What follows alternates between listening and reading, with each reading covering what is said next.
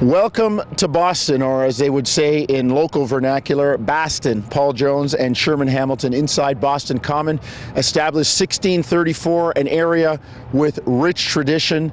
The Boston Celtics being part of the rich sporting history here in New England. And Sherm, the team that's leading the Atlantic Division and maybe in control of this whole area right now is the Toronto Raptors. Well, they are, and at 3-1 to start the season, I think that they've established something that they're winning games. Yes. I mean, people talk about the negatives and what's not happening, and we discuss it a lot, but right now we got a team that's playing good basketball in terms of win-loss record. Right. End of the day, things have to be corrected, but the fact is they're piling the wins up, and we know this, that you can create more damage losing games early than winning games early. So the Raptors are in a position where they're not playing optimal basketball, but they're getting the W's. And I think at the end of the day, that's what's being judged. Well, Sherm, you're right. The bottom line is 3-1, and it hasn't been pretty.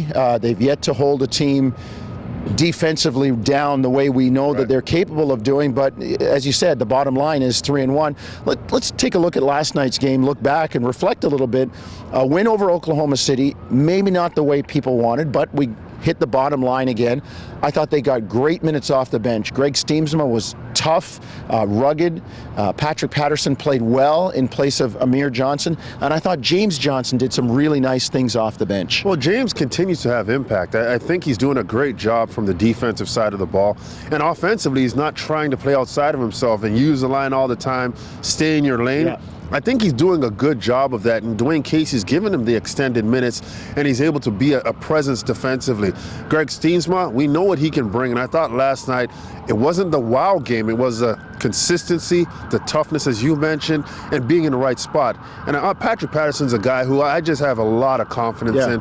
I just feel that he's a guy with consistency. He'll have a bad game, but he's going to bounce back, and he said he would, and I thought he did a good job. But Lou Williams came off the bench, and I thought he did a pretty solid job scoring the basketball. Well, Toronto coming out with the win. And Sherm, the one thing that we should probably address in the 3-1 that Dwayne Casey can't be happy about is the starts to games again. And I know you've harped on it and you've mentioned it last year. And when you look at games 6 and 7 of the playoffs and games 1, 2, and 3, excluding last night, some dramatic numbers between first half and second half in terms of points allowed, opponents' field goal percentage, opponents' three-point percentage in the first and second half. Now, we know last year, and we remember, they were the best team in the fourth quarter in the NBA in a lot of categories, but here we are, same old story at the start of this year. Yeah, and that was a good and bad stat, that fourth quarter stat. But we've talked about this many times, and I'm a firm believer that self-starters, they're intrinsic. Those are natural born starters. And I don't know if the Raptors have those guys. I don't know if they consistently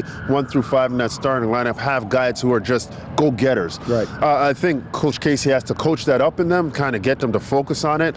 But you can see the fact that they've never really been a great first half team, much less first quarter. So now you've got to figure out different ways to motivate them and get them engaged, and they struggle with that. And I think sometimes the success of last season creates that complacency or that expectation that, hey, we're going to go out there and we're going to survive on our talent. Right. You can't live that way in the NBA, and I think they're going to get a rude wake-up call if they continue to play that style of basketball. You can't chase teams down. It's a difficult thing to do. And that fourth quarter stat you said in terms of them scoring the basketball becomes irrelevant when you're playing against upper echelon teams. Well, I will say this, 37-2 dating back to last year when leading going into the fourth quarter, and a perfect 21-0 at home. Although they're not at home tonight, Sherm. They're taking on a plucky Boston Celtics team that is in transition. Marcus Smart, a new draft pick. They still have some holdovers from the championship years. They've still got Rondo, guys like Brandon Bass, solid veterans. A lot of moving parts here in Boston as we look ahead to tonight's matchup. Yeah, it's kind of Danny Ainge's game plan. Excuse me. He's a guy who acquires all the young talent, and then he makes the big splash. And you can kind of see him formulating that same plan that got them a championship with Kevin Garnett, Paul Pierce, and Ray Allen. So the question is, how much are they going to invest in these young guys? What's keepable? What guys you want to keep around and have them for the future? And then what's out there to make a move? We know the TV deal's coming up. We know there's going to be a lot of movement over the next 2 years for teams.